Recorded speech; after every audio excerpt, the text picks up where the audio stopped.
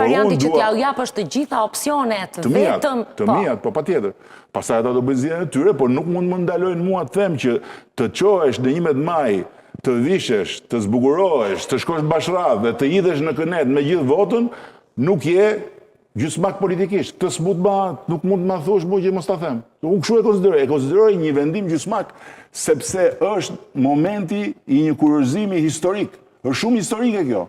Sepse duhet parë, duhet lexuar, duhet kuptuar se si funksionon Bashkimi Evropian. Nuk është Bashkimi Evropian aty, nuk është shtëpi të varfërish që rri hapur. Shkon atje, futu e dil. Është shtëpi të pasurish. Nuk hapet kur troket ti. Hapet kur ata 27 që janë brenda thonë okay, hapet derën sepse ky që ka ardhur meriton mundësinë që të bëj kushime ne.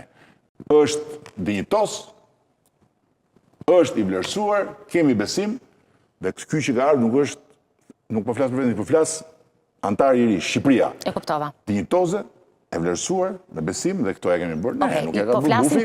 Atëherë do ta ulim tavolinë. Dhe prit, dhe të thonë, tavolina ka këtë afat, 2027. Çfarë do thotë kjo? Ti ulesh dhe nëse ti i jep atyre argumenta që afati mos të kapet nga ty, dera mbyllet. Dhe ti mund të rish 15 vjet. Negociatat Malizi ka hapur përpara se unë të vija në qeveri, në 2012. Se këta thonë, si shpjegohet që Edi Rama 3 mandate s'na futi, tani do na futi tani. Po mirë, dakord, Edi Rama nuk ju futi sepse u mor me drogë. Tani, Malizi, pse nuk është bëhe, i ka hap negociatat para se unë të vija në qeveri? Në 2012. Serbia u hapi negociatën në 2014, ne si ishim akoma kandidat kur i hapi Serbia negociatën. Nuk na dha status në kandidat. Dhe ne kemi ullur kokën, kemi duruar, kemi shtrënguar dhëmbët dhe i kemi kthyer përmbys opinionet për Shqipërinë dhe jemi bërë gati dhe nga pikpamja e letrave. Dhe tani ata kanë hap derën dhe japin 3 vjet. Për mu të zjasi në qofë dhe pse, sepse atyre tani, po, këtu geopolitika ka i rol, të hapja derës, pra ti e gati, i bie derës, ata komisioni qonë rekomandimin hapjani, del Hollanda aty jo, nuk ashtu se ka i problem. E përjashtoni ju që kjo mund të ndodhi? Një sekund, përsëri? Po ju tani më dëgjoj që po të them. Po të them njerë, deri sa vjen hapja derës. Pastaj del tjetër. Tani ata kanë rënë gjithë dakord të hapin derën dhe negociatat kanë filluar. Pra jemi në një fazë tjetër. Tashi çdo gjë mund të ndodhi, por nuk duhet të ndodhi prej teje. Prej atyre. Pse kanë hap derën tani ata? Sepse ne jemi gati, por dhe se ata duan të na fusin. Pse duan të na fusin? Geopolitikisht kjo ka rëndësi për ta, sepse duan të japin mesazhin që Europa, Bashkimi Evropian po zgjerohet, që s'ka zona gri, që etj. Por ama ky moment geopolitik që u forcua shumë nga çfarë ndodhi me luftën në Ukrainë dhe çfarë po ndodh me Amerikën, Kinën, Rusinë, mund të ndryshojë mbas 2 vjetësh.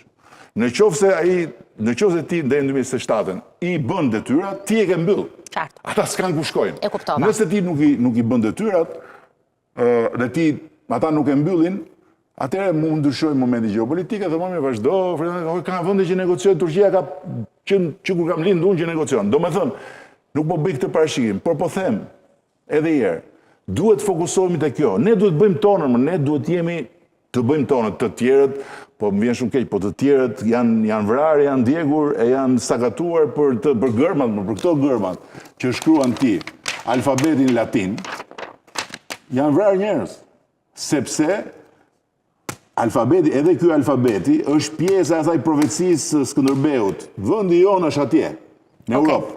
Se doni na vini alfabet tjetër. Dakord, vendi jonë është në Europë. Flasim pak për geopolitikë, se kam përshtypjen që nuk do kemë mundësi t'i bëjmë më këto pyetje.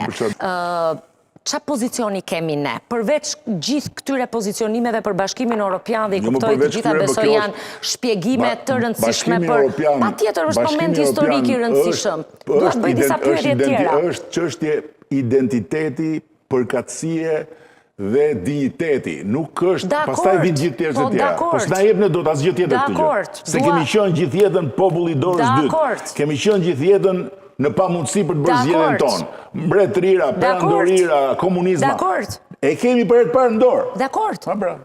Jo, se përveç tjetër. Pozicionimi që ke... Kjo është duhet aja... bëj një pyetje tjetër. Kjo është aja dhe zhëja. Pastaj midis ashtë dhe zhës, ka presje pika, bëj qatë dush. Duhet bëj një pyetje tjetër, sepse kam shumë pyetje për të bërë dhe besoj që është e rëndësishme kur kërkon mandatin e 4 të sqaroni njerëzit edhe për pozicionin, për politikën e jashtme. Po ma dëgjoj pyetjen, të lutem. Për politikën e jashtme, për shembull nesër, në këtë dinamik që ka BE-ja me Bashkimin Evropian, për ekonominë, për NATO-n, me Shtetet Bashkuara të Amerikës, si pozicionohet Shqipëria? Ka një gjë të qartë Shqipëria si do të pozicionohet? Ne jemi vend shumë i vogël për të marrë vendimet e mëdha edhe për të zhytur në mendime kaq të mëdha. Ne kemi të vështirë për momentin të kuptojmë ku do jemi apo ku të na çojë rrjedha. Dhe ne jemi Europa e Ballkanit. Në kokën time ne jemi Europa e Ballkanit, në kokën tonë duhet jemi Europa e Ballkanit, dhe pastaj do bëjmë çmos që të bëhemi Europa e Ballkanit dhe po bëhemi Europa e Ballkanit, se ta thash më përpara, do vi gjithë Europa këtu në Tiranë. Është era e dytë që mblidhen gjithë dhe vinë këtu, do vinë dhe NATO këtu, dhe si ka mundësi që nuk shkojnë në një vend tjetër, sepse ne jemi Europa e Ballkanit.